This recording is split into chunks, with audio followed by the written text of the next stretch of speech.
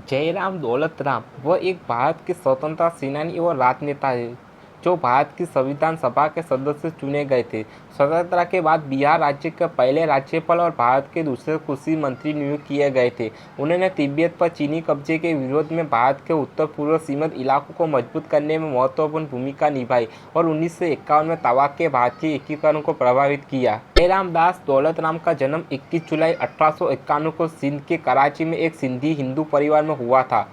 जुलाई 1891 को ब्रिटिश भारत में बॉम्बे प्रेसिडेंसी का हिस्सा था। उनका अकादमिक करियर शानदार था। कानून में अपनी डिग्री लेने के बाद उन्होंने एक कानूनी अभ्यास शुरू किया, लेकिन जल्दी इसे छोड़ दिया क्योंकि वह अक्सर उनके विवेक के साथ संघर्ष का कारण बना। 1915 में जयराम सिंह महात्मा गांधी के व्यक्तिगत संपर्क में आए, जो तब दक्षिण अफ्रीका से लौटे थे, और उनके समर्पित गुरु बने। 1919 में भारतीय राष्ट्रीय कांग्रेस के अमृतसर अधिवेशन में हिस्सा लिया।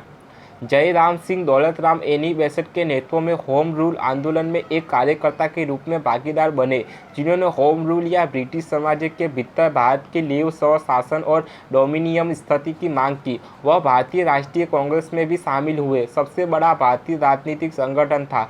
दौलत राम ने असहयोग आंदोलन में भाग लिया, अहिंसक सविनय अवज्ञा के माध्यम से ब्रिटिश शासन के खिलाफ आंदोलन किया। दौलत राम कांग्रेस की श्रेणी में आए और सिंध के सबसे अग्रणी नेताओं में से एक बन गए। दौलत राम महात्मा गांधी के दर्शन से गहरे प्रभावित थे, जो साधारण जीवन जीने की वकालत करते थे और अहिंसा और सत्याग्रह के माध्यम से स्वतंत्रता के लिए संघर्ष करते थे। शायद गांधी के मधुर संबंध जयराम दास के साथ थे। जब गांधी जी 1930 में नमक मार्च शुरू कर रहे थे, तब उन्होंने जयराम दास को लिखा था, जो उस समय बॉम्बे लेजिस्लेटिव काउंसिल के सदस्य थे। मैंने विदेशी कपड़ों के बहिष्कार के लिए कमेटी का कार्यभार संभाला है। मेरे पास एक पूर्णकालिक सचिव होना चाहिए। अगर वह काम करना है तो तुम्हारे जैसा उपयोग कोई नहीं सोच सकता। जयराम सिंह ने तुरंत अपनी सीट से इस्तीफा दे दिया, नया पदभार संभाला और विदेशी कपड़े के बहिष्कार की जबरदस्त सफलता हासिल की। वह ब्रिटिश अधिकारियों द्वारा कैद किए जाने पर नमक मार्च और में भारत छोड़ो आंदोलन में एक प्रमुख कार्यकर्ता थे। 1930 में कराची में एक मजिस्ट्रेट की अदालत के बाहर आंदोलन कर रहे सड़क प्रदर्शनकारियों की पर पुलिस ने गोलियां चलाई और जख्मी कर दिया गया था। 15 अगस्त 1947 को भारत एक स्वतंत्र राष्ट्र बन गया, लेकिन पाकिस्तान को अलग मुस्लिम राष्ट्र बनाने के लिए एक साथ विभाजन किया गया।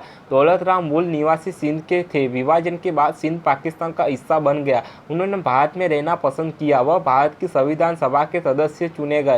संविधान सभा में उन्होंने पूर्वी पंजाब से प्रतिनिधित्व किया और भारत के संविधान को बनाने में योगदान दिया। उन्होंने सलाहकार संघ विषयों पर प्रति या संविधान समितियों के सदस्य के रूप में कार्य किया। स्वतंत्रता के बाद उन्हें तब तक बिहार का पहला भारतीय गवर्नर नियुक्त किया गया। बिहार राज्यपाल पद से सेवानिवृत्त होने के बाद उन्हें जनवरी 1948 से 13 मई 1950 तक उन्होंने भारत के दूसरे कृषि मंत्री के रूप में पदभार संभाला।